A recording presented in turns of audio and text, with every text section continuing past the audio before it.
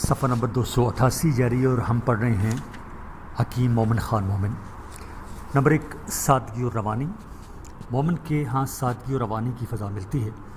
بعض اوقات ان کے اشعار کی سادگی اور دل فریبی سہیل ممتنع کا درجہ حاصل کر لیتی ہے۔ تم میرے پاس ہوتے ہو گایا جب کوئی دوسرا نہیں ہوتا۔ مومن کے ہاں زبان کی صفائی اور شیرینی اور شگفتگی ملتی ہے۔ الفاظ کی نشست و برخاست نہایت موزوں اور دل آویز ہے۔ نمبر 2، عشق و محبت۔ مومن کو شاعر شباب کہنا زیادہ مناسب ہے۔ عشق و محبت کے جتنے متنوع مضامین ان کے ہاں ملتے ہیں، اردو کے بہت کم غزل گو شعراء کے ہاں پائے جاتے ہیں۔ ان کے کلام میں عاشق محبوب کی زلف گیر کا اسیر بھی ہے اور محبوب کی کم نگہی کا شاکی بھی ہے۔ ان کی شاعری عاشق کے معشوق و رقیب کے دائرہ تک محدود ہے۔ صفحہ نمبر 279 یعنی 289، نمبر 3، مقطع کا حسن۔ مومن کے ہاں ان کے نام کی رعایت سے غزلوں کے مقطع بہت حسین نظر آتے ہیں۔ خاص طور ان کے مقطعوں میں صنعت تضاد سے خوب کام لیا گیا ہے۔ کہتے ہیں عمر ساری تو کٹی عشق بتا میں مومن، آخری وقت میں کیا خاک مسلمان ہوں گے۔ نمبر 4، معاملہ بندی۔ معاملہ بندی سے مراد محبوب اور عاشق کے درمیان ہونے والی عشق کی باتوں کا بیان ہے۔ معاملہ بندی نے ان کے کام کو کہیں سے کہیں پہنچا دیا ہے۔ ان کے ہاں اس کا ایک ڈھنگ ملتا ہے۔ محبوب کی دلکش اداؤں، اس کے خوبصورت نقوش کا بیان غزل میں دلچسپی پیدا کرتا ہے۔ ان کا محبوب ستمگر ہے، انتظار کی لذت بھی دیتا ہے، کبھی کبھی حقیقت کی جھلک دکھا کر بے قرار بھی کرتا ہے۔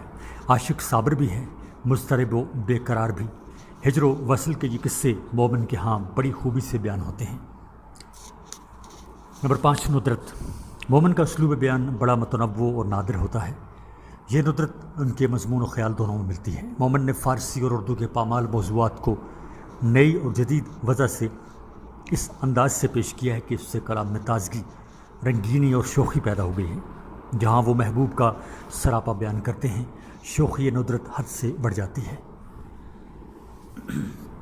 نمبر 6، تغزل اور نازک خیالی۔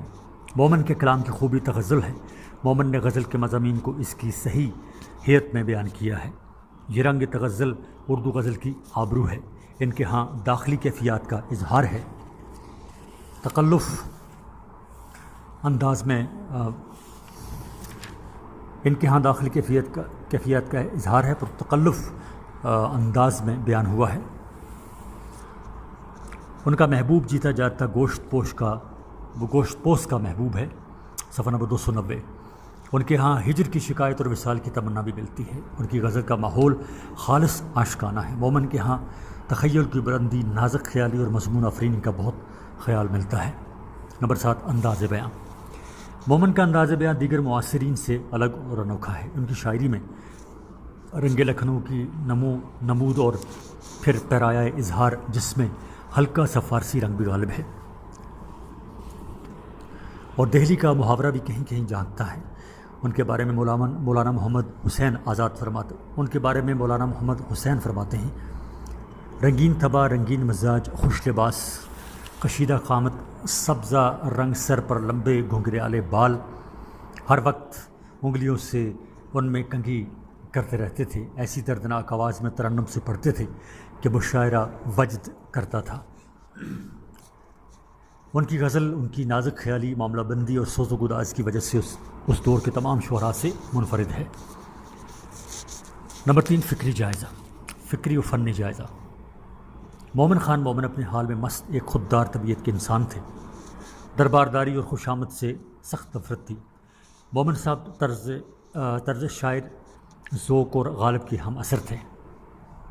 مومن صاحب طرز شاعر، ذوق اور غالب کے ہم اثر تھے، اور ایک ایسے دور میں جہاں درباروں سے وابستگی اور قصیدہ گوئی ہی شعراء کا ذریعہ معاش تھا، مومن اپنی افتاد طبع کی وجہ سے ہمیشہ نوابوں اور بادشاہوں کی مدح سرائی سے پرہیز کرتے تھے۔ 19ویں صدی کی غزل جن باکمال استادوں سے عبارت ہے، ان میں مومن کو ایک خاص مقام حاصل ہے۔ مومن نے کم و بیش سب اصناف سخن پر طبع آزمائی کی ہے، لیکن ان کی شعر گوئی کا بنیادی میدان غزل ہے۔ سنجیدہ معاملہ بندی، داخلیت، نازک خیالی اور اسلوب کی جدت اور ان کی غزلوں کا مخصوص جوڑ ہے۔ شاعرانہ سنجیدہ بیانی اور سادگی کا جو امتزاج مومن کے ہاں نظر آتا ہے وہ حسن تضاد کی ایک دلچسپ مثال ہے۔ اگرچہ مومن کا دائرہ تغزل محدود ہے، جس میں تصوف، اخلاق اور پند و نصیحت کی گنجائش نظر نہیں آتی، لیکن وہ تو غزل کے اس محدود دائرے کے اندر حسن بیان کا نقش بٹھاتے ہیں۔ مومن رعایت نفسی کے دلدادہ تھے اور بقول حالی نزاکت خیال کے معاملے میں غالب سے سبقت لے گئے ہیں۔ صفحہ نمبر 291۔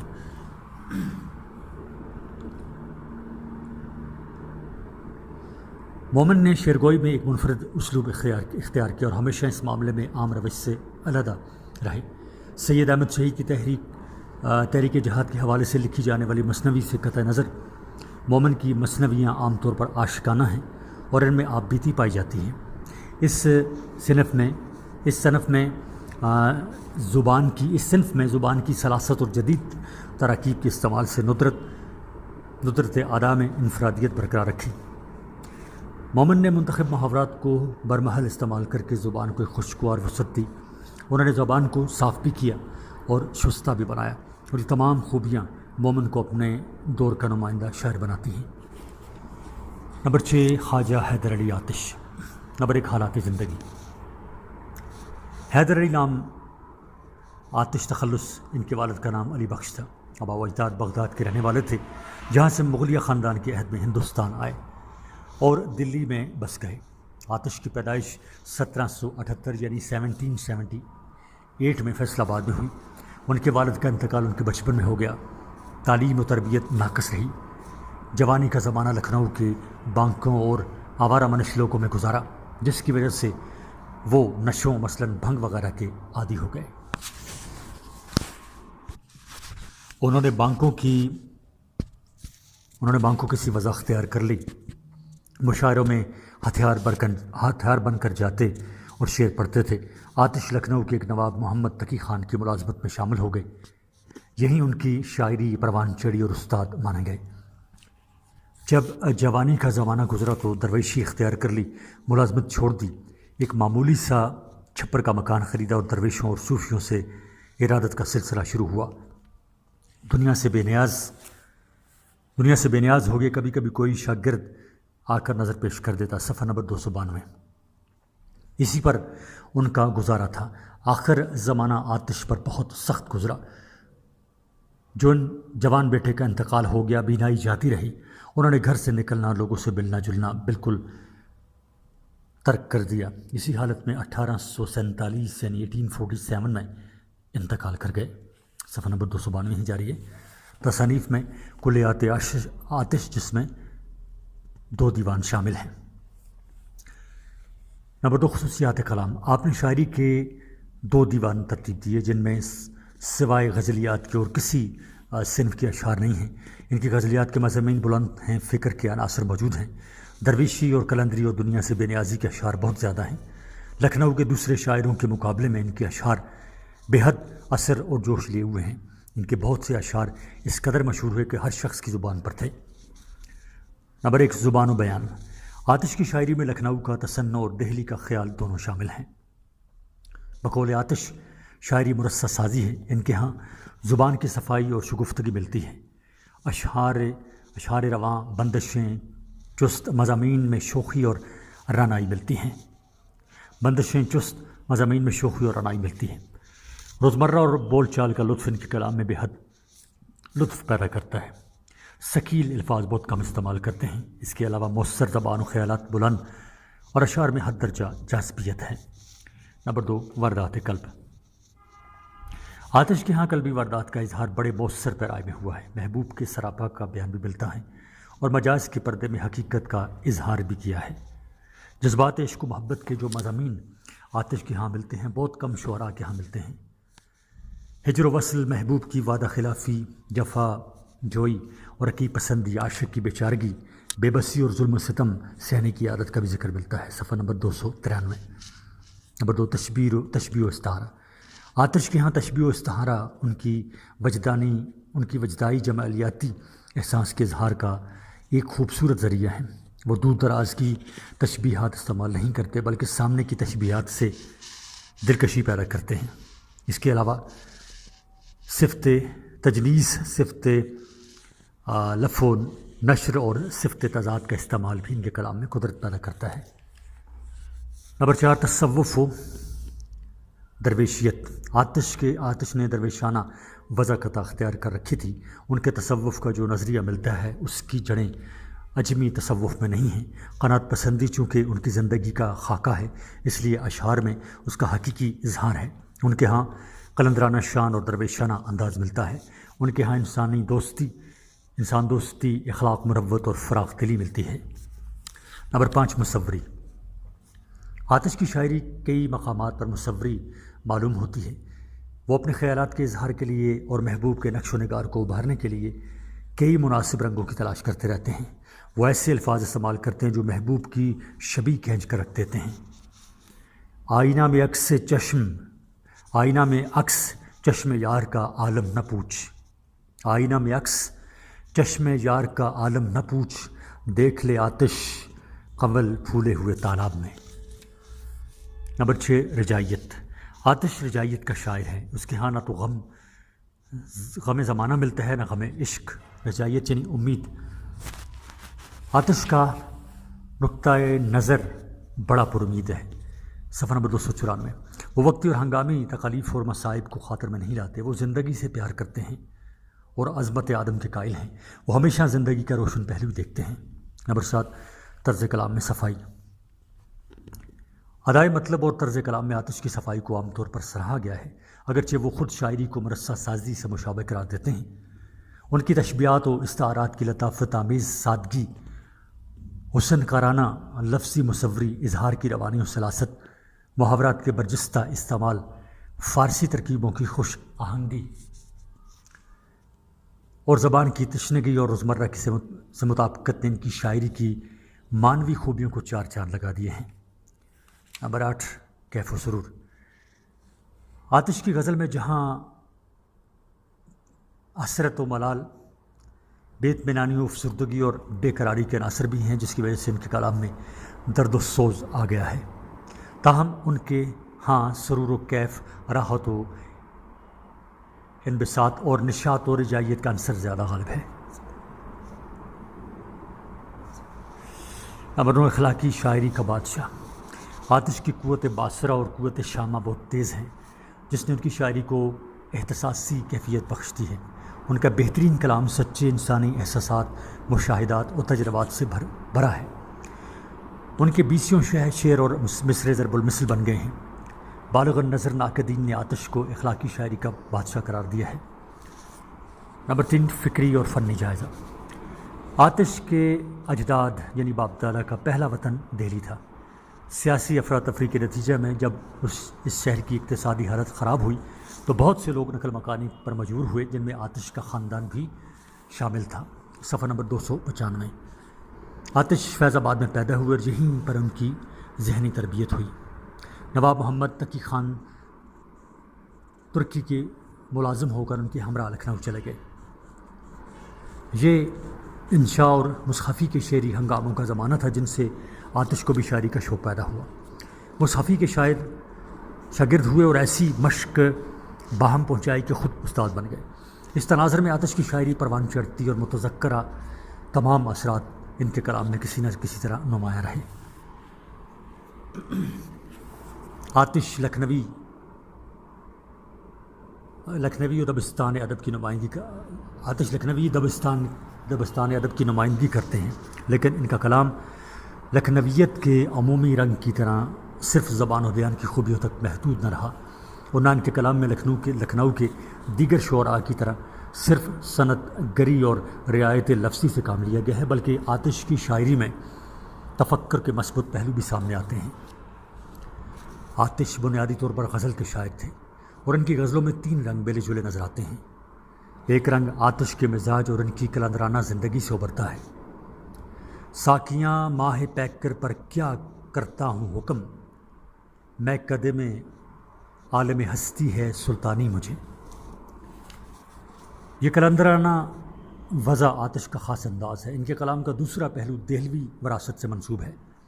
آتش اس سلسلہ شاعری سے تعلق رکھتے تھے جس کا سرا خواجہ میر درد سے جا ملتا ہے، اور اس تعلق نے ان کی شاعری میں لکھنؤ میں ہوتے ہوئے بھی دہلویت کا ایک ذائقہ قائم کر رکھا ہے، یعنی دہلی سے دہلویت۔ فراق یار میں دل پر نہیں معلوم کیا گزری، جو اشک آنکھوں میں آتا ہے سو بے تابانہ آتا ہے۔ آتش کی شاعری کے تیسرے پہلو کو ہم لکھنؤ کے انتخابی رنگ سے یاد کر سکتے ہیں۔ یہ وہ رنگ ہے جس میں لکھنؤ کے مخصوص طرز بیان کو اپناتے ہوئے بھی اپنی شاعری کو معتدل قسم کے انبساط سرور و روحانی اور خاص قسم کی راحت کے احساس سے لبریز رکھتے ہیں۔ صفحہ نمبر 296۔ نمبر 7، نواب مرزا خان داغ۔ نمبر 1، حالات زندگی۔ نواب مرزا خان داغ 25 مئی 1831 یعنی 1831 میں دہلی میں پیدا ہوئے۔ آپ کے والد کا نام شمس الدین خان تھا جو والی فیروز پور جھرکا مانے جاتے تھے۔ آپ کی والدہ کا نام وزیر بیگم عرف چھوٹی بیگم تھا۔ داغ ابھی 6 ہی برس کے تھے کہ ان کے والد کو ایک انگریز فریز رکھے کے قتل کے الزام میں پھانسی دے دی گئی۔ چند برس یہ اپنی خالہ کے پاس رامپور میں رہے، مگر جب آپ کی والدہ نے مرزا فخرو سے شادی کر لی تو آپ ان کے ساتھ قلعہ محلہ میں آ گئے۔ داغ کی تعلیم و تربیت کا انتظام قلعے میں ہی کر دیا گیا۔ قلعے کی آزاد فضا اور رنگین ماحول نے ان کی طبیعت میں جولانی پیدا کر دی اور وہ شعر و شاعری کی طرف مائل ہو گئے۔ 1819 یعنی 1819 میں میر محبوب علی خان نظام دکن نے انہیں بلا بھیجا۔ وہاں انہوں نے کافی ترقی کی اور ان کی تنخواہ بتدریج 1000 روپے ماہوار تک پہنچ گئی۔ آپ تادم مرگ حیدرآباد میں رہے اور 1905 میں وفات پائی۔ تصانیف: 4 دیوان، گلزار داغ، آفتاب داغ، مہتاب داغ اور یادگار داغ۔ خصوصیات کلام۔ نمبر 1، زبان کی صفائی۔ داغ کی زبان صاف، شستہ اور رواں ہے۔ ان کے تیور دہلویت کے سانچے میں ڈھلے ہوئے ہیں اور وہ روزمرہ اور محاورہ کی بندش میں کمال رکھتے ہیں۔ ان کی ترکیبیں خوبصورت اور بیان دل نشیں ہوتا ہے۔ صفحہ نمبر 297۔ کعبے کی ہے ہوس کبھی کوئے بتاں کی ہے، مجھ کو خبر نہیں میری مٹی کہاں کی ہے۔ کعبے کی ہوس کبھی کوئے بتاں کی ہے، مجھ کو خبر نہیں میری مٹی کہاں کی ہے۔ نمبر 2، معاملہ بندی۔ داغ کی شاعری کی نمایاں خصوصیت معاملہ بندی ہے، مگر ان میں نہ مومن کسی سنجیدگی ہے اور نہ جرات کسی بازاریت۔ وہ تو شوخی اور چلبلے پن کی حامل ہیں جس نے ان کے شعروں کو چمکا دیا ہے۔ کیا کیا فریب دل کو دیے اضطراب میں، کیا کیا فریب دل کو دیے اضطراب میں، ان کی طرف سے آپ لکھے خط جواب میں۔ نمبر 3، شوخی اور شگفتگی۔ داغ کا کلام اپنی شوخی اور شگفتگی کی بنا پر اردو ادب میں ایک خاص مقام رکھتا ہے۔ ان کا محبوب اور عاشق دونوں شوخ اور طرادار ہیں۔ ان کی ہر بات میں خاص قسم کی شوخی اور شگفتگی پائی جاتی ہے۔ جی چاہتا ہے چھیڑ کر ہوں اس سے ہم کلام، کچھ تو لگے گی دیر سوال و جواب میں۔ نمبر 4، منفرد لب و لہجہ۔ داغ کی غزلیات کا موضوع تو روایتی مضامین ہے، مگر محبوب اور عاشق کے جذبات، ان کی نوک جھونک اور چھیڑ چھاڑ کو جس منفرد لب و لہجہ میں داغ نے بیان کیا ہے اس کی تقلید کسی سے نہیں ہو سکی۔ آپ کے سر کی قسم داغ کو پرواہ بھی نہیں، آپ سے ملنے کا ہوگا جسے ارمان ہوگا۔ صفحہ نمبر 298۔ نمبر 5، فکر و خیال کی کمی۔ داغ کی شاعری میں فکر و خیال کی گہرائی اور فلسفیانہ نقطہ نظر بالکل نہیں ملتا۔ وہ عشق و محبت کے شاعر ہیں اور زندگی کو بھی ایک رند کی نظر سے دیکھتے ہیں۔ نمبر 6، سوز و گداز کی کمی۔ تغزل کے لیے جس سوز و گداز کی ضرورت ہوتی ہے وہ داغ کی شاعری میں نہیں ملتا۔ وہ ایک عیش پرست معاشرے کے فرد تھے اور اسی معاشرے کی روایات کو انہوں نے اپنے تغزل میں سمونے کی کوشش کی ہے۔ وہ قسم کھاتے ہیں اب ہر بات پر، بدگمانی کا مزہ جاتا رہا۔ نمبر 7، طعن و تشنع۔ داغ کو طعن و تشنع کے مضامین باندھنے میں کمال حاصل ہے۔ وہ جلی کٹی سنانے میں اپنا ثانی نہیں رکھتے۔ ان کے فن کے جوہر اسی میدان میں کھلتے ہیں اور ان کے کلام کا بانک پن نکھر جاتا ہے۔ آپ کے کچھ منہ سے نکالا تو تم ہی جانو گے، آپ کے کچھ منہ سے نکالا تو تم ہی جانو گے، داغ پھر مجھ کو نہ کہنا جو برابر نہ کہوں۔ نمبر 8 رعایت لفظی۔ داغ نے اپنے شعروں میں رعایت لفظی سے بھی کام لیا، مگر انہوں نے اپنے شعروں کو مہمہ نہیں بننے دیا، سادگی اور صفائی کے ساتھ رعایت لفظی کے استعمال سے بیان کے حسن کو نکھارا ہے۔ صفحہ نمبر 299 یعنی 299۔ نمبر 3 فکری و فنی جائزہ۔ داغ نے اردو غزل کو ایک ایسے دور میں اس کی تمام روایتوں کے ساتھ زندہ رکھا جبکہ سر سید تحریک کے نتیجے میں شعر و سخن کی دنیا میں نئے امکانات اور آثار نمایاں ہونے لگے تھے، اور اس سلسلہ میں الطاف حسین علی اور محمد حسین آزاد کے شعری تجربوں نے غزل کی اہمیت کو قدرے کم کر دیا تھا۔ اس تناظر میں داغ نے غزل کو سینے سے لگائے رکھا اور برِ صغیر کے اطراف و اکناف میں پھیلے ہوئے ان کے کم و بیش 2000 شاگردوں نے غزل کی شمع کو روشن رکھا۔ یہ داغ کا ایک بہت بڑا کارنامہ ہے۔ داغ کا بچپن لال قلعہ میں گزرا جو زمانے میں شعر و ادب کا گہوارہ سمجھا جاتا تھا۔ بہادر شاہ ظفر کی شعر و سخن سے دلچسپی کے باعث اس دور کے سب سے بڑے شعراء کا دربار سے تعلق تھا، چنانچہ اس ادبی ماحول نے داغ کے ذوق کو نکھارا اور وہ غزل گوئی کی طرف مائل ہوئے، لیکن اپنی ذہانت کی وجہ سے داغ نے غالب ذوق اور مومن جیسے بڑے شعراء کے درمیان اپنے لیے نئی راہیں نکالی۔ معاملہ بندی کے مضامین جس شوخی، چلبلے پن، صفائی اور روانی کے ساتھ داغ نے باندھے ہیں وہ اور کسی کے حصے میں نہ آئے، اور یہی داغ کا انفرادی اور انوکھا رنگ ہے۔ داغ نے اردو غزل کو ایک دل آویز نکھار سے آراستہ کیا۔ زبان کی سلاست اور روانی کی بہترین مثال داغ کے کلام میں ہی نظر آتی ہے۔ یہ صحیح ہے کہ داغ کی شاعری نے اردو کو زبان زد عام کیا، لیکن موضوعاتی حوالے سے ان کی غزل پر یہ اعتراض کیا جاتا ہے کہ داغ نے اپنی غزل کے حوالے سے بعض ایسے انسانی جذبوں کا اظہار کیا جس سے ان کے کلام کے بعض حصوں کی فضا قدرے رقیق ہو گئی ہے، لیکن ہم اسے داغ کی رنگین مزاجی کہہ سکتے ہیں۔ اس حقیقت سے بھی انکار نہیں کہ داغ نے صحیح معنوں میں غزل پیش کی ہے اور ہر اس موضوع کو غزل کے پیمانے پر میں ڈھالا ہے جو اس دور کے تہذیبی رویوں اور ان کے مخصوص طبعی رجحانات کے مطابق ایسے پیمانوں کے ڈالنے کے قابل تھا۔ صفحہ نمبر 300۔ داغ نے زبان کو صاف کیا، غزل سے ثقیل و ناموس الفاظ کو علیحدہ کیا اور اسے بے انتہا مٹھاس و تاثیر عطا کی۔ نمبر 8 حسرت موہانی۔ نمبر 1 حالات زندگی۔ حسرت موہانی کا نام سید فضل الحسن تخلص حسرت اور رئیس المتغزلین خطاب تھا۔ آپ ضلع اناؤ کے قصبہ موہان میں 1875 یعنی 1875 میں پیدا ہوئے۔ والد کا نام سید اظہر حسن تھا۔ ابتدائی تعلیم موہانی میں حاصل کی، علی گڑھ سے BA کی ڈگری حاصل کی۔ ابتدا میں رجحان طبیعت ادبی خدمات کی طرف رہا، بعد میں سیاست میں دلچسپی لینے لگے اور کانگریس میں شامل ہو گئے۔ طبیعت فطرتاً جوشیلی تھی، کانگریس کی مصلحت پسندی کو خلاف مزاج پا کر اس سے علیحدہ ہو گئے۔ زندگی کا بیشتر حصہ جنگ آزادی میں گزارا، انگریز حکومت پر بے باکی سے نکتہ چینی کی، کئی مرتبہ جیل بھی گئے۔ حسرت کا شمار پاک و ہند کے صف اول کے رہنماؤں میں ہوتا ہے۔ آخر عمر میں مسلم لیگ میں شامل ہو گئے۔ قیام پاکستان پر آپ ہندوستان میں ہی رہے اور وہاں مسلمانوں کی رہنمائی کرتے رہے۔ انہوں نے 13 مئی 1951 کو یعنی 1951 کو لکھنؤ میں وفات پائی۔ آپ کی غزلوں کے 4 دیوان شائع ہو چکے ہیں۔ خصوصیات کلام۔ نمبر 1 منفرد غزل کو شاعر۔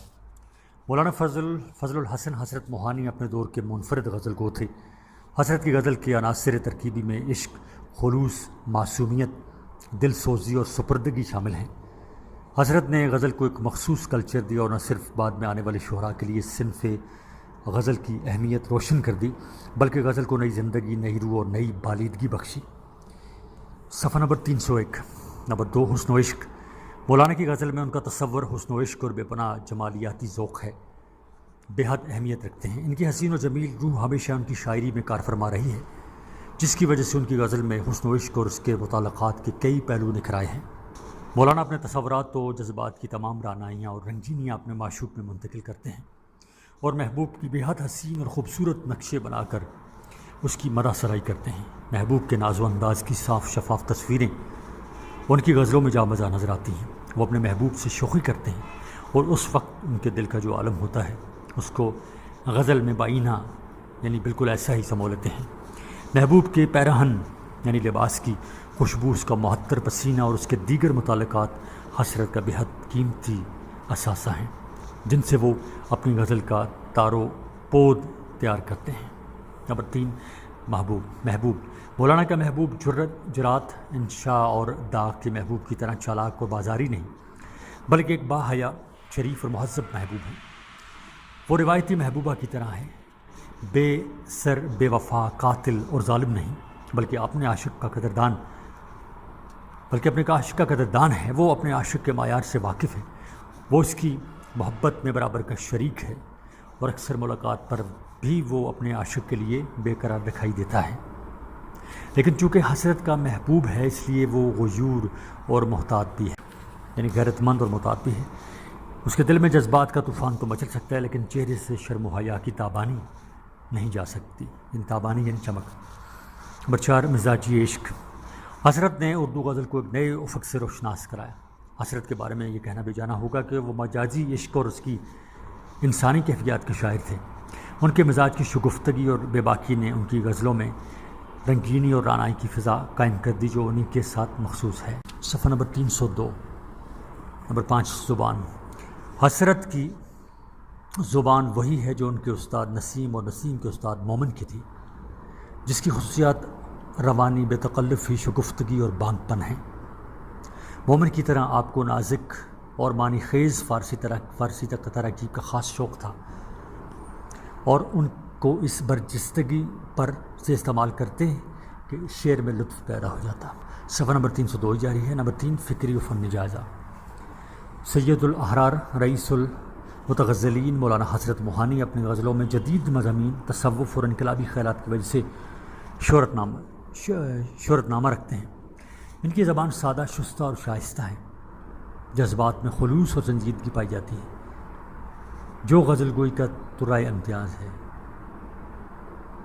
ان کے جذبات اور خیالات مصنوعی نہ تھے بلکہ اصلی اور فطری تھے۔ حضرت موہانی بڑے وسیع المشرب سلاقل اور مرنج بزرگ تھے۔ تصوف کا رنگ ابتدا سے غالب تھا جو عمر کے ساتھ بڑھتا گیا۔ انہوں نے اپنے سیاسی افکار کو غزل کے روایتی مضامین میں پیش کر کے کامیابی حاصل کی، جس سے جدت پیدا ہوئی۔ ان کے دور میں غزل مخالف خیالات ابھرے۔ حضرت موہانی نے جدت ترازیوں اور زمزمہ سنجیوں کے ذریعے غزل کو بطرز نو پیش کیا، اس لیے ان کو اس صنف کا مجدد کہا جاتا ہے۔ حسرت نے شاہی درباروں اور امراء کی محفلوں سے غزل کو نکال کر عام انسانی سوسائٹی میں جلوہ گر کیا۔ حسرت غزل کی داخلیت پسندی اور روایتی مضامین میں سے بے خبر نہ تھے۔ انہوں نے غزل نگاری کے اصول وضع کیے، انہیں تمام دبستانوں اور فکری حلقوں سے وابستہ کیا جاتا ہے، اس کا اعتراف وجو کرتے ہیں۔ غالب و مصحفی و میر و نسیم و مومن طبعی حسرت نے اٹھایا ہے ہر استاد سے فیض۔ الغرض حسرت کی بدولت اردو غزل کو ایک نیا روپ اور لہجہ ملا۔ انہوں نے غزل کو سچ بولنا سکھایا اور اسے حقیقی انسانی جذبات کا ترجمان بنایا۔ بیان کی شگفتگی، خیال کی جولانی، عشق کی رنگینی، حسن کی رعنائی، سوز و گداز اور آزادی و حریت کی تڑپ وہ خصوصیات ہیں جو ان کی غزل کو اپنے عہد کے دیگر شاعروں سے منفرد اور ممتاز بناتی ہیں۔ ممتاز نکات عشرت رحمانی حضرت موہانی کے بارے میں رقم تراز ہیں۔ وہ کہتے ہیں کہ حضرت نے کبھی اپنے شاعرانہ مرتبہ کی بلندی پر فخر نہیں کیا، لیکن یہ امر مسلم ثبوت ہے کہ وہ اپنے دور کے صاحب طرز غزل کو اور عظیم المرتبت شاعر ہیں۔ غزل کو جو نکھار اور رنگ و کیف حسرت نے بخشا وہ انہی کا حصہ ہے، اور وہ یقیناً اس انداز غزل کے امام ہے۔ حسرت نے زندگی کے کیف و کم کو محسوس کیا اور اپنے تجربات و مشاہدات کو اپنی شاعری کا سرمایہ بنایا اور رئیس المتغزلین کہلائے۔ صفحہ نمبر 303 جاری ہے۔ نمبر 9 علامہ محمد اقبال حالات زندگی شیخ محمد اقبال نام اور اقبال ہی تخلص اختیار کیا۔ کشمیر کے ایک معزز خاندان میں بمقام سیالکوٹ 1877 یعنی 1877 میں پیدا ہوئے۔ ان کے والد شیخ نور محمد مذہبی خیالات کے نیک اور متقی شخص تھے۔ اقبال کی تعلیم کی ابتدا قدیم طرز پر ایک دینی مکتب سے ہوئی۔ کچھ دنوں کے بعد وہ ایک دینی مدرسہ میں داخل ہو گئے۔ میٹرک کا امتحان امتیاز کے ساتھ، امتیازی نمبروں کے ساتھ، اچھے نمبروں کے ساتھ پاس کرنے کے بعد اسکاچ مشن کالج میں داخل ہو گئے، جو بعد میں مرے کالج کے نام سے مشہور ہوا۔ جہاں انہیں یگانہ روزگار عالم مولوی سید میر حسن کی شاگردی کا موقع نصیب ہوا۔ مولوی صاحب ایک جید عالم اور فارسی اور عربی کے نادر روزگار فاضل تھے۔ بعد میں انہیں شمس العلماء کا خطاب بھی ملا۔ اقبال کو فارسی اور عربی کا صحیح مذاق انہی کی تعلیم سے حاصل ہوا۔ ایف اے کا امتحان وظیفہ اور تمغہ کے ساتھ پاس کرنے کے بعد وہ گورنمنٹ کالج لاہور میں بی اے میں داخل ہوئے، جہاں انہوں نے فلسفہ کا اختیاری مضمون رکھا اور اس مضمون کے لیے بھی پروفیسر آرنلڈ جیسا شفیق استاد مل گیا۔ اسی کالج سے ایم اے تک تعلیم حاصل کرنے کے بعد وہ اورینٹل کالج اور اس کے بعد اپنی مادر علمی گورنمنٹ کالج میں تدریسی فرائض انجام دینے لگے، یعنی استاد مقرر ہو گئے۔ صفحہ نمبر 304۔ 1905 میں اعلیٰ تعلیم کی غرض سے یورپ کے، وہاں انگلستان سے یعنی برطانیہ سے بیرسٹری اور جرمنی کی ہائیڈلبرگ یونیورسٹی سے فلسفہ میں ڈاکٹریٹ کر کے 1908 میں واپس آ گئے۔ یہاں کر انہوں نے وکالت کا پیشہ اختیار کیا، مگر طبیعت جلد ہی اس سے اچاٹ ہو گئی۔ اس کے علاوہ شاعری اور تفکر میں اس قدر انہماک پیدا ہو گیا کہ اس پیشہ کے تقاضوں کو پورا نہیں کر سکتے تھے۔ آخر کچھ عرصہ بعد خانہ نشین ہو گئے، مگر قومی اور ملکی مسائل سے پوری دلچسپی آخر وقت تک برقرار رہی۔ سیاست میں بھی کچھ عرصہ دلچسپی لی، مگر عملی سیاست ان کے بس کا روگ نہ تھا۔ 1930 یعنی 1930 میں اعلی آباد کے مقام پر مسلم لیگ کے سالانہ اجلاس میں خطبہ صدارت کے دوران تصور پاکستان پیش کیا۔ گول بیز کانفرنس میں شرکت کرنے بھی گئے۔ آخر عمر میں طرح طرح کی بیماریوں نے آ گھیرا تھا۔ 21 اپریل 1938 یعنی 1938 کو اپنے خالق حقیقی سے جا ملے۔ تصانیف: اسرار خودی، رموز بے خودی، بانگ درا، بال جبریل، ضرب کلیم، ارمغان حجاز۔ نمبر 2 اقبال کی غزل گوئی یا خصوصیات کلام۔ نمبر 1 غزلوں کے مضامین۔ اقبال کی شاعری کی ابتدا ان کے اسکول کے زمانہ میں ہی ہو گئی تھی۔ لاہور میں آ کر اس میں نکھار پیدا ہوا۔ ان دنوں داغ کی شاعری کا ہندوستان میں شہرا تھا، اس لیے اقبال بھی ان کے شاگرد ہو گئے، مگر ان کی طرز فکر زیادہ عرصہ داغ کا ساتھ نہ دیکھ سکی اور انہوں نے غالب کے اسلوب کو اختیار کر لیا۔ ہوتے ہوتے ان کی شاعری کے مقاصد متعین ہو گئے اور ان کی شاعری ان کے مقاصد کی حامل ہو گئی جو وہ اپنے ہم قوم کو دینا چاہتے تھے۔ یہ پیغام ہے حرکت عمل، بلند حوصلگی، بامقصدیت اور دین سے وابستگی کا پیغام۔ صفحہ نمبر 305۔ نمبر 2 جدت مضامین اور فلسفیانہ تخیل۔ اقبال کے مضامین اردو شاعری کے لیے بالکل نئے اور اچھوتے ہیں، اس کے ساتھ ساتھ ان کا تخیل فلسفیانہ ہے، اس لیے ان کے مضامین نہایت بلند اور شاندار بن جاتے ہیں۔ ان مضامین کے بیان میں وہ اپنے عمیق یعنی گہرے مشاہدہ سے کام لیتے ہیں اور مناظر قدرت مثلاً چاند، ستارے، بادل، شفق وغیرہ کا اس طرح ذکر کرتے ہیں گویا وہ بھی اپنوں میں سے ایک ہیں۔ اس طرح اردو شاعری کے لیے انہوں نے ایک بالکل نیا راستہ کھول دیا۔ نمبر 3 نئے الفاظ و تراکیب۔ اقبال نے اردو غزل کو نئے مضامین اور نئے خیالات کے اظہار کا ذریعہ بنایا، اس لیے انہیں نئے الفاظ و تراکیب بھی استعمال کرنے پڑے۔ یہ الفاظ و تراکیب زیادہ تر فارسی سے لیے گئے ہیں، مگر اقبال کے تخیل نے انہیں اردو کا حصہ بنا دیا۔ اس کے علاوہ اردو کے بہت سے الفاظ کو انہوں نے نئے معنوں میں استعمال کر کے زبان کے دامن کو بڑی وسعت دی ہے۔ نمبر 4 تشبیہات و استعارات۔ اقبال نے اس قدر خوبصورت تشبیہات اور دلکش استعارات کو زبان کا حصہ بنا دیا ہے کہ اردو کے چمن کی شالابی میں ان کا بہت بڑا حصہ ہے۔ ان کی ایک ایک تشبیہ لاجواب ہے اور شعر کے لطف کو کہیں سے کہیں پہنچا دیتی ہے۔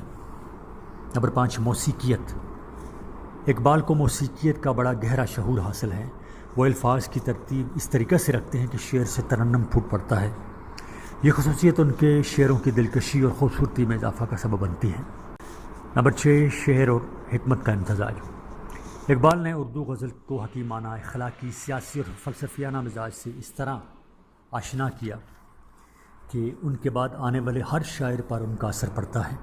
غالب کے بعد اردو شاعری میں ایک ایسا روشن مینار ہے جس کے نور سے بات کی ہر نسل نے اکتساب فیض کیا ہے۔ صفحہ نمبر 306۔ نمبر 7 فلسفہ خودی۔ ملت اسلامیہ 10ویں 11ویں صدی ہجری کے بعد آسمان عظمت سے خاک ذلت کی طرف بڑھتی نظر آتی ہے۔ اس کی سب سے بڑی وجہ مسلمانوں کی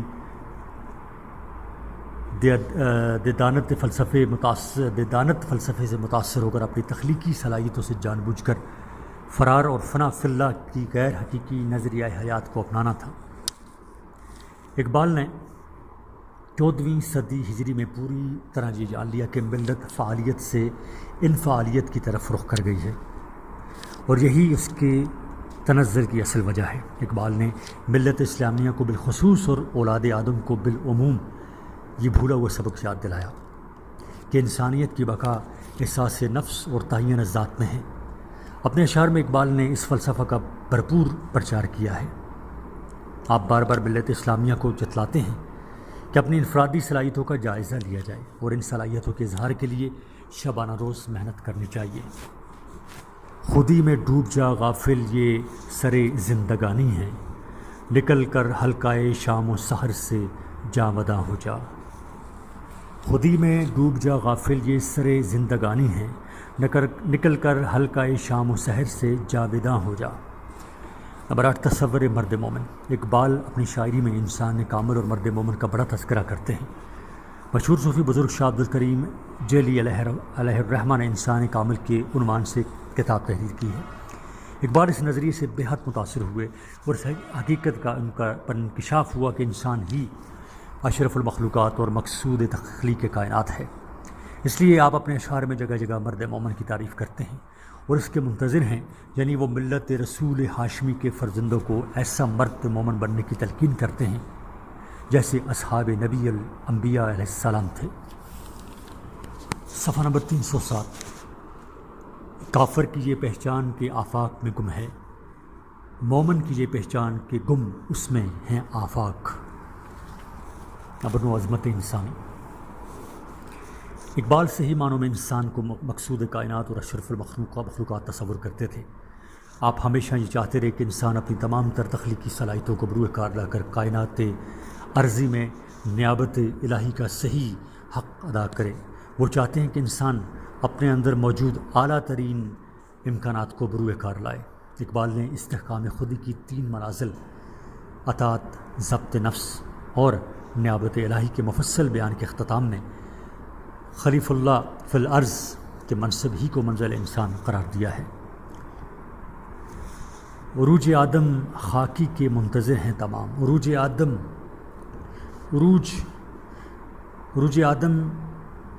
آدم خاکی کے منتظر ہیں تمام، یہ کہکشاں، یہ ستارے، یہ نیلگوں افلاق۔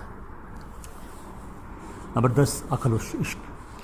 مصلحت اندیشی اور احتیاط کا دامن تھامنا ضرورت عقل ہے، جبکہ وجدانی کیفیت اور والہانہ پنش کی علامات ہیں۔ اقبال تجزیہ کرتے ہیں کہ ایک عقل علوم کے حصول کا ایک بہت بڑا ذریعہ ہے، مگر اس کا تمام تر انحصار حواس کے ذریعے حاصل شدہ معلومات پر ہے، جبکہ بہت سارے حقائق ایسے موجود ہیں جن کا عقل نہ جواز پیش کر سکتی ہے، نہ ان کا تجزیہ کر کے کچھ نتائج مرتب کر سکتی ہے۔ نمبر 11 فطرت نگاری۔ اقبال سے پہلے ہمارے شعراء نے فطرت کو اس وقت نظر سے نہ دیکھا اور نہ ہی اپنے کلام کا موضوع بنایا۔ اقبال اپنے گرد و پیش کا مشاہدہ بڑی گہری نظر سے کرتے ہیں اور مناظر قدرت کو اپنی شاعری کا عنوان بنا کر گویا فطرت کو زبان دیتے ہیں۔ صفحہ نمبر 308۔ نمبر 3 فکری اور فنی جائزہ۔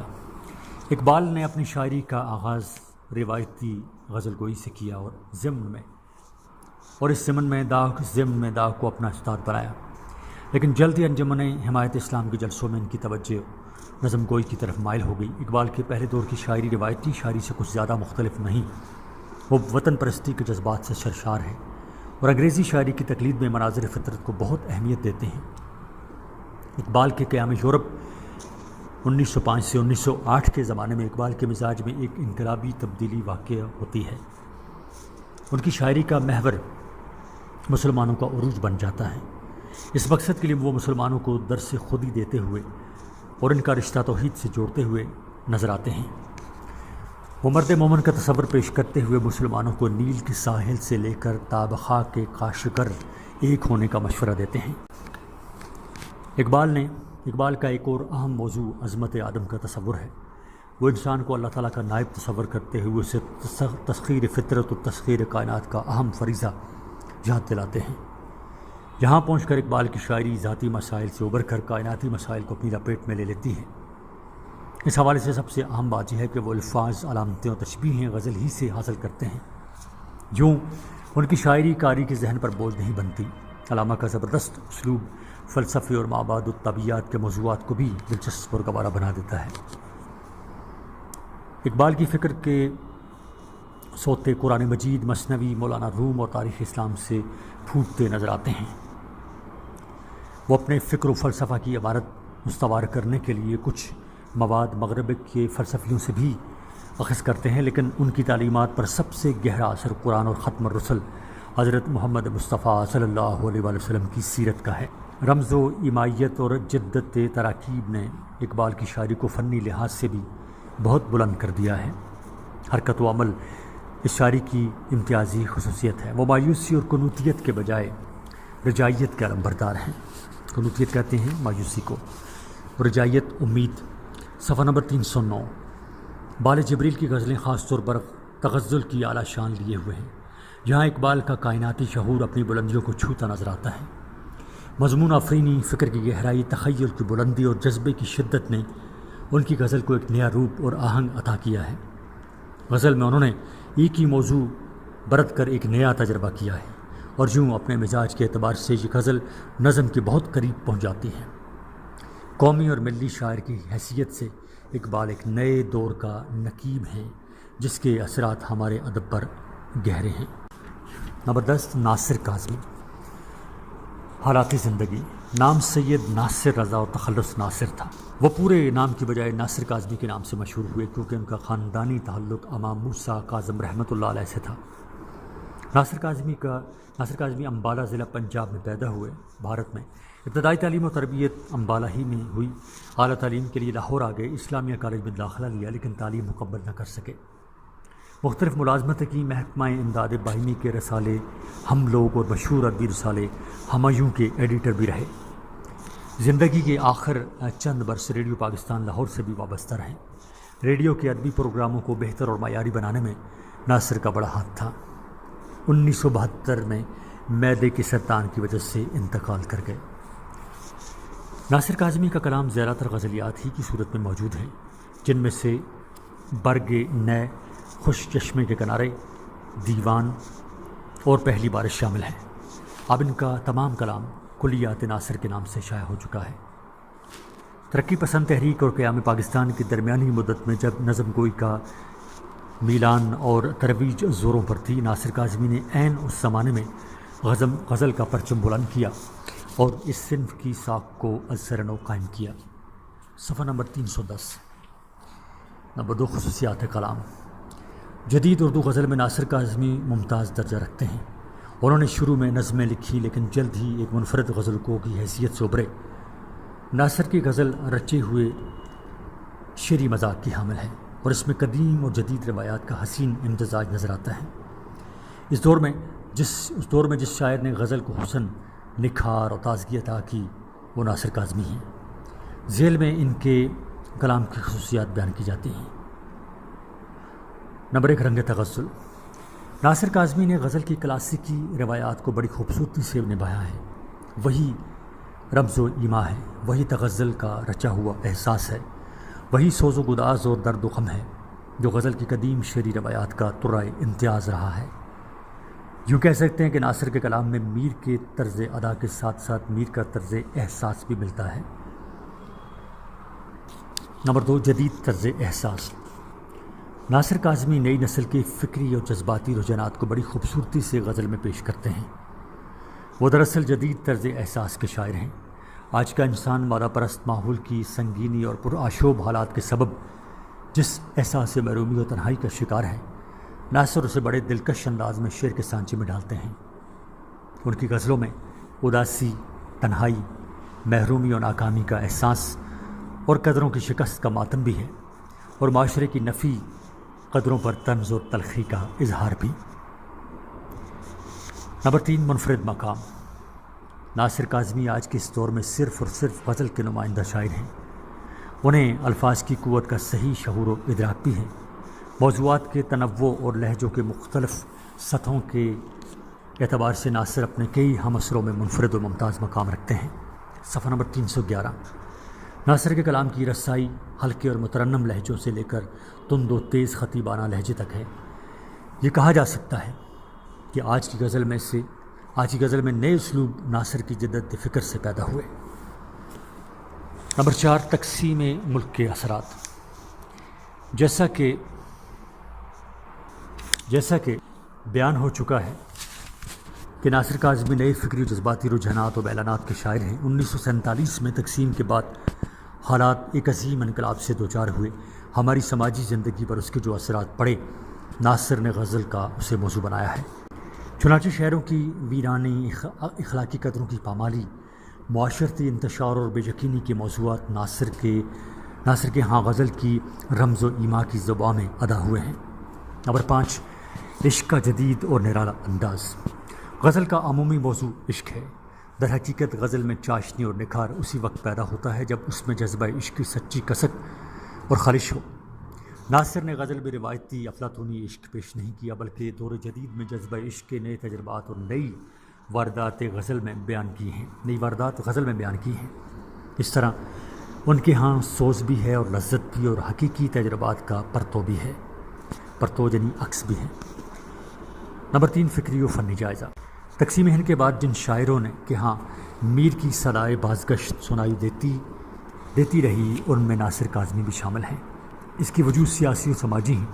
تقسیم کے وقت قتل و غارت گری، شہروں کا اجڑنا، قافلوں کا گاجر بوری کی طرح کاٹا جانا، اور دربدری کا عذاب، پیاروں کا بچھڑنا اور گھروں کی تقسیم جیسے واقعات میر اور عہد میر کی یاد دلاتے ہیں۔ ناصر کاظمی رنگ میر کے امام ٹھہرے۔ انہوں نے میر کی درویشانہ اور جوگیانہ لے کو اپنانے کے باوجود اپنا منفرد لہجہ تراشا۔ صفحہ نمبر 312۔ موضوع سے قطع نظر ناصر کا اسلوب بھی میر کی یاد تازہ کرتا ہے۔ سادہ لفظوں اور چھوٹی بحر کا استعمال، کہیں کہیں گیت کا اثر ہندی لفظوں کے توسط سے ابھرتا ہے تو سامنے میر کھڑے نظر آتے ہیں۔ وہ کفایت لفظی سے کام لیتے ہیں۔ ان کا کلام سہل ممتنع کی ایک خوبصورت مثال ہے۔ ناصر کاظمی نے ابتدا میں اختر شیرانی کا رنگ اپنایا، لیکن حفیظ ہوشیار پوری کی شاگردگی نے انہیں غزل کی راہ سمجھائی۔ ایسے وقت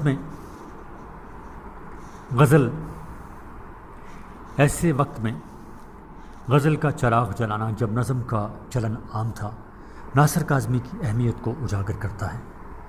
حسرت، فانی، جگر اور اصغر نے غزل کے جن امکانات کو نمایاں کیا، ناصر نے اس سے بھرپور کام لیا۔ ناصر کی غزل میں غم دوراں اور غم جانا دونوں کا امتزاج ہے۔ ان کی غزل کھوئے ہوئے کو جستجو معلوم ہوتی ہے۔ غم پسندی اور درد مندی کا احساس بھی نمایاں ہے۔ اس کی وجہ صاف ظاہر ہے کہ ناصر خون کا دریا عبور کر کے پاکستان پہنچے تھے۔ ہجرت کے زخموں کی کسک اور زندگی کے مسائل کو لمحہ موجود میں رکھ کر دیکھنے اور سوچنے کی خواہش ان کے ایک ایک شعر سے حویدہ ہے۔ ناصر اداسی کا شاعر ہے۔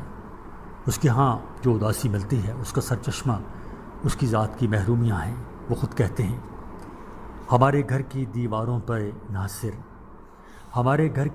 پہ ناصر اداسی بال کھولے سو رہی ہے۔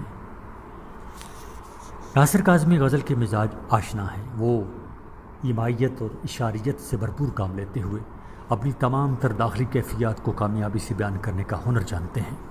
نمبر 11، احمد فراز۔ حالات زندگی۔ احمد فراز کا اصلی نام سید احمد شاہ ہے۔ آپ 14 جنوری 1931 یعنی 1931 کو نوشہرہ میں پیدا ہوئے۔ پشاور سے جو پہلے ایک شہر آتا ہے نوشہرہ، وہاں پیدا ہوئے۔ آپ کے والد کا نام سید محمد شاہ برق تھا۔ آپ نے میٹرک اسلامیہ ہائی اسکول کوہاٹ سے کیا۔ کالج کی تعلیم ایڈورڈ کالج پشاور سے حاصل کی۔ آپ نے اردو اور فارسی میں ایم اے کیا۔ آپ نے میٹرک کے زمانے سے ہی شاعری کا آغاز کر دیا تھا۔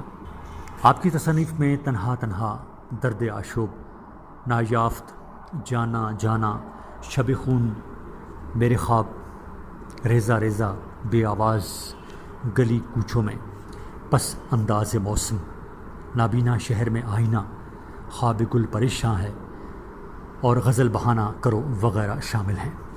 آپ مختلف عہدوں پر فائز رہے، جن میں producer radio Pakistan, lecturer Islamia college Peshawar, resident director Pakistan national centre, سربراہ لوک ورثہ اور سربراہ اکیڈمی ادبیات شامل ہیں۔ آج کل آپ، یہ تو اصل میں کتاب کی اشاعت پرانی ہے تو اس میں لکھا ہوا ہے آج کل آپ نیشنل بک فاؤنڈیشن اسلام آباد کے سربراہ ہیں، لیکن افسوس سے کہ احمد فراز آج ہم میں موجود نہیں ہیں، ان کا انتقال ہو چکا ہے۔ یہ اس کتاب کی اشاعت پرانی ہے، ان کی وفات سے پہلے کی ہے، تو اس لیے آج احمد فراز ہم میں موجود نہیں ہیں، وہ اپنے خالق کے حقیقی سے جا ملے ہیں۔ نمبر 2، فکری و فنی جائزہ۔ احمد فراز جدید دور کے صف اول کے شاعر ہیں۔ ان کی شاعری ملکی سرحدوں کو پار کر کے بین الاقوامی سرحدوں کو چھو رہی ہے۔ کئی غیر ملکی زبانوں میں ان کے کلام کا ترجمہ ہو چکا ہے۔ کلاسیکل فارسی روایات سے سرشار احمد فراز کی غزلوں میں میر تقی میر کا شعور و آگہی اور رنگ تغزل بھی شامل ہے، اور مرزا غالب کی فلسفیانہ گہرائی، غور و فکر اور وسعت بھی پائی جاتی ہے۔ جس طرح غالب کو فارسی کے مقابلے میں اپنا اردو کلام بے رنگ اور پھیکا نظر آتا تھا، احمد فراز کے افکار کو بھی فارسی کے معروف شاعر بیدل نے شعلہ نوائی بخشی ہے۔ وسطی دہلی میں باغ بیدل جا کر وہ بیدل کے مزار پر بھی حاضری دے چکے ہیں۔ چونکہ ان کا تعلق کوہاٹ کے پشتون گھرانے سے ہے، اس لیے کبھی کبھی جب اردو ان کے افکار و خیالات کی ترجمانی نہیں کر پاتی تو وہ پشتو کا بے دریغ استعمال کرتے ہیں، جیسے گزشتہ کل کے لیے پرون وغیرہ انہوں نے اپنی شاعری کے ذریعے ذخیرہ الفاظ اور مخصوص اصطلاحات کی ایک نئی دنیا تخلیق کی ہے۔ اگرچہ انہوں نے نظمیں بھی خاصی بڑی تعداد میں لکھی ہیں، لیکن ان کی شہرت کی بنیاد غزل ہے۔ اپنی ایک نظم پیشہ ور قاتلوں کی بدولت انہیں گرفتار کر لیا گیا تھا، بعد ازاں وہ 6 سال تک انگلینڈ میں مقیم رہے۔ صفحہ نمبر 314۔ وہ اپنے زمانے کے رومانی مزاج اور سیاسی موضوعات پر شعر کہنے میں کامیاب رہے ہیں۔ تحریک آزادی کے شہیدوں کو خراج تحسین پیش کرنا ہو یا آمریت کے ایوانوں میں زلزلہ برپا کرنا ہو، فراز کی آواز ہر جگہ سنائی دیتی ہے۔ لیکن اے جذب مقدس کے شہیدان عظیم، کل کی ہار اپنے لیے جیت کی تمہید بنی۔ ان کی شاعری کی اہم خصوصیت یہ ہے کہ وہ بے جا پابندیوں اور ناروا زیادتیوں کے خلاف مؤثر انداز میں احتجاج کر سکتے ہیں۔ وہ پھول کی پتی سے ہیرے کا جگر کاٹنے کا فن جانتے ہیں اور اشارات و کنایات کے ذریعے اپنی بات دوسروں تک پہنچاتے ہیں۔ 1988 یعنی 1988 میں اوجڑی کیمپ کے اسلحہ خانے میں آگ لگی تو فراز پکار اٹھے، بساط میکدائے ویراں ہوئی تو غم کیا ہے، خوشا کے مسند پیر مغاں سلامت ہے۔ فراز نے معاشرے کی غلط اور فرسودہ روایات کے خلاف احتجاج جاری رکھا ہے۔ ظلم اور استحصال کو انہوں نے ہمیشہ للکارا ہے۔ وہ اپنے مجموعے نابینا شہر میں آئینہ کا آغاز سے رسول کریم صلی اللہ علیہ وسلم کے حضور نعت سے کرتے ہیں۔ میرے رسول کے نسبت تجھے اجالوں سے، میں تیرا ذکر کروں صبح کے حوالوں سے، تو روشنی کا پیمبر ہے اور میری تاریخ بھری پڑی ہے شب ظلم کی مثالوں سے۔ یہ آڈیو ریکارڈنگ آپ کے لیے ہیومینیٹیرین ڈیولپمنٹ آرگنائزیشن ایبٹ آباد کی طرف سے کی گئی۔ ہیومینیٹیرین ڈیولپمنٹ آرگنائزیشن ایبٹ آباد 2011 سے اپنی مدد آپ کے تحت صحت، تعلیم اور معاشی خود مختاری کے شعبوں میں بہتری کے لیے کوشاں ہے۔ ادارہ نہ صرف نابینا جو طلباء ہیں خیبر پختونخوا کے ان کے لیے، بلکہ ملک بھر کے نابینا طلباء کی تعلیمی مشکلات کو دور کرنے کے لیے FA تا MA MSc کے نصابی کورسز، جن میں علامہ اقبال اوپن یونیورسٹی کے کورسز بھی شامل ہیں، کو آڈیو ریکارڈنگ میں منتقل کرنے کا اس نے اہتمام کیا ہے ادارے نے آپ کے لیے، تاکہ نابینا طلباء بھی اعلیٰ تعلیم تک رسائی حاصل کر کے اپنے ملک و قوم کی ترقی اور خوشحالی میں اپنا بھرپور کردار ادا کر سکیں۔ یہ تمام ریکارڈنگز ادارہ کی طرف سے نابینا طلباء کو بالکل مفت فراہم کی جا رہی ہیں۔ اب دیکھتے ہیں سوال نمبر 5۔ اصناف نثر میں سے کسی ایک صنف کے فنی لوازم اور ارتقاء پر سوال، اور اس سوال کے کل نمبر ہیں پیپر میں پرچے میں 10۔ صفحہ نمبر 316۔ اصناف نثر اور ان کا ارتقاء۔ سوال نمبر 1، اردو زبان و ادب کے ارتقاء کا جائزہ لیجیے۔ جواب ہے اردو زبان و ادب۔ نمبر 1، اردو کے مختلف نام۔ اردو کو مختلف زبانوں میں مختلف ناموں سے پکارا گیا، کبھی ہندی، کبھی ریختہ اور کبھی اردو معلّہ، لیکن 19ویں صدی میں اس کے تمام نام ترک ہو گئے۔ اردو زبان کی بنیاد کب اور کہاں پڑی؟ اس سلسلہ میں ڈاکٹر فرحان فتح پوری کا یہ نظریہ درست معلوم ہوتا ہے کہ زبانیں فطری اور غیر محسوس طور پر معاشرتی ضرورتوں کے تحت وجود میں آتی ہیں۔ نہ کوئی خاص شخص ان کا بنانے والا ہوتا ہے اور نہ ان کے لیے مقام و وقت مقرر ہوتا ہے۔ جس وقت جہاں جیسی ضرورت ہوتی ہے اس کے مطابق خود بخود معاشرہ اپنے لیے ایک زبان پیدا کر لیتا ہے، پھر یہ زبان اپنے طور پر ارتقاء کی منزلیں طے کر لیتی ہے، اس کے اظہار کے ذرائع وجود میں آ جاتے ہیں، یہ پھلتی پھولتی ہوئی زندگی پر گہرے اثرات مرتب کرتی ہوئی آگے بڑھتی رہتی ہیں۔ نمبر 3، ضروریات پوری کرنا۔ زبان انسان اور حیوان کے درمیان وجہ امتیاز ہونے کے علاوہ اس کی انفرادی، سماجی اور نفسیاتی ضروریات پوری کرتی ہے۔ جذبات، احساسات، تخیلات اور مشاہدات کا تحریری بیان ادب کہلاتا ہے۔ جذبات، احساسات، تخیلات اور مشاہدات کا تحریری بیان ادب کہلاتا ہے۔ کسی بھی زبان کا ادب فکر و خیال کی ترسیل کا ذریعہ ہونے کے ساتھ ساتھ سماج کی شیرازہ بندی کا کام بھی سر انجام دیتا ہے اور لوگوں کے درمیان رابطے کا سبب بھی بنتا ہے۔ افراد کے درمیان یہ رابطہ نظم یا نثر کے ذریعے قائم ہوتا ہے۔ صفحہ نمبر 317۔ نمبر 4، اردو نثر کی تاریخ پر نظر۔ دنیا کی تمام زبانوں کی نظم پہلے وجود میں آئی اور نثر بعد میں۔ جب ہم اردو نثر کی تاریخ پر نظر ڈالتے ہیں تو ہمیں اس کا رشتہ تہذیب انسانی سے جڑا ہوا نظر آتا ہے۔ اس کی جڑیں انسانی تمدن اور معاشرے میں دور تک پیوست ہیں، کیونکہ نثر کا تعلق صرف فرد سے ہی نہیں، پوری جماعت اور پورے سماج سے ہوتا ہے۔ ڈاکٹر جمیل جالبی لکھتے ہیں کہ دنیا کی ہر زبان میں لسانی عمل اور ادب کی تخلیق کے درمیان وقت کا ایک طویل فاصلہ ہوتا ہے۔ بولی صدیوں میں جا کر بنتی، اپنی شکل بناتی اور خد و خال اجاگر کرتی ہے۔ لسانی ارتقاء کی تاریخ جب ایک ایسی منزل پر پہنچ جاتی ہے جہاں محسوس کرنے والا انسان، سوچنے والا ذہن اور اپنے مافی الضمیر کو دوسروں تک پہنچانے والے افراد اس زبان میں اپنی صلاحیتوں کے اظہار کی سہولت پاتے ہیں تو ادب کی تخلیق کی ابتدا ہوتی ہے۔ نمبر 5، لسانی عمل کے فطری تقاضوں کا نتیجہ۔ حقیقت یہ ہے کہ اردو زبان و ادب کا ارتقاء بھی لسانی عمل کے فطری تقاضوں کے تحت ہوا۔ تاریخی شواہد سے یہ معلوم ہوتا ہے کہ زمانہ قدیم کے ہندوستان میں تقریباً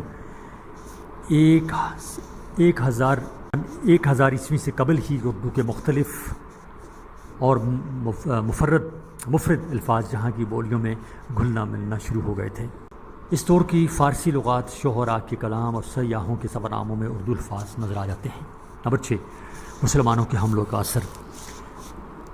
1712 عیسوی میں محمد بن قاسم کا سندھ پر حملہ اور 997 عیسوی سے 1004 عیسوی تک پنجاب پر محمود غزنوی کے مسلسل حملے، 1193 عیسوی میں شہاب الدین محمد غوری کے دہلی پر حملے، پرتھوی راج کی شکست، قطب الدین ایبک کا دہلی کی تاریخ، تخت و تاج کا مالک بننا، ایسے تاریخی واقعات ہیں جو بظاہر سیاسی سطح پر رونما ہوئے، لیکن یہ حقیقت ہے کہ ہندوستان کی سماجی اور تہذیبی، معاشرتی اور عوامی زندگی پر بھی ان کے دوررس اثرات مرتب ہوئے۔ صفحہ نمبر 318۔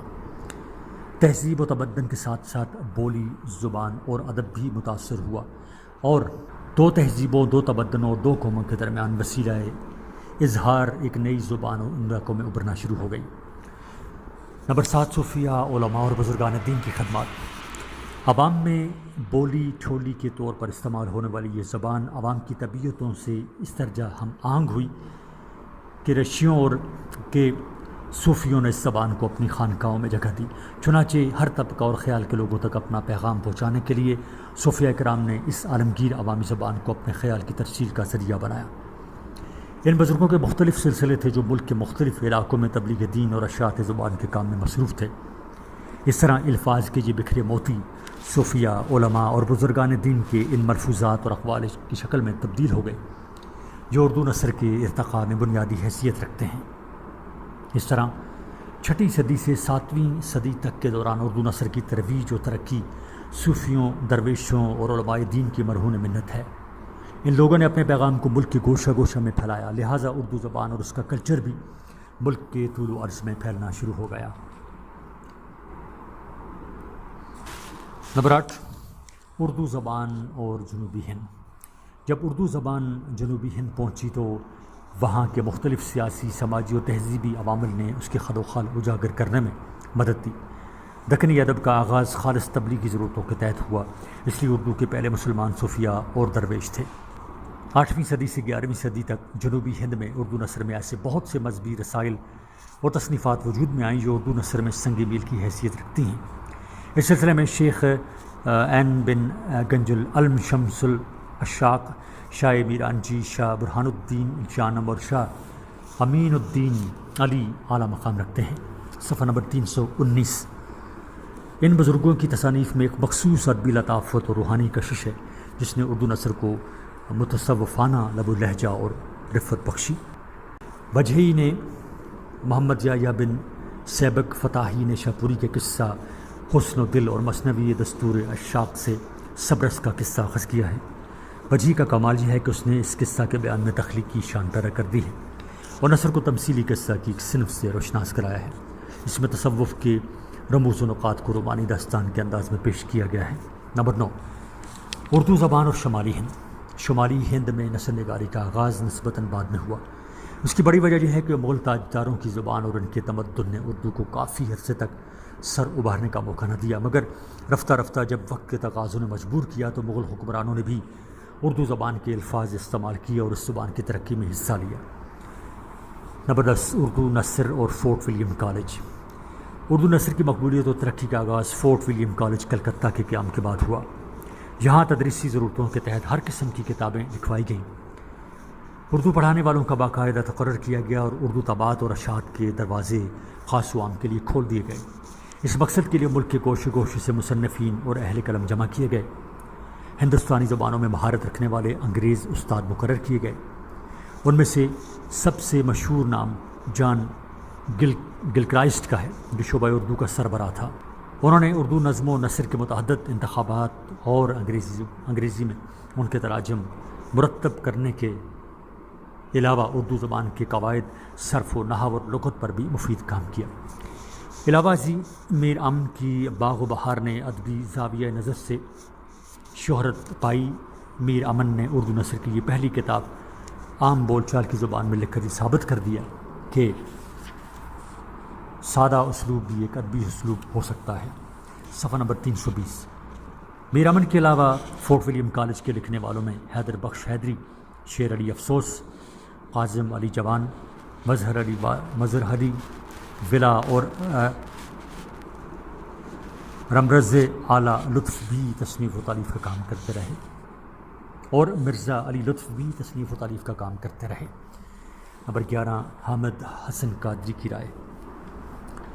حامد حسن قادری لکھتے ہیں کہ انگریزی زبان کا اردو پر بے حد اثر ہوا۔ انگریزی محاورے، انگریزی اسلوب و بیان اردو میں ڈھالے گئے۔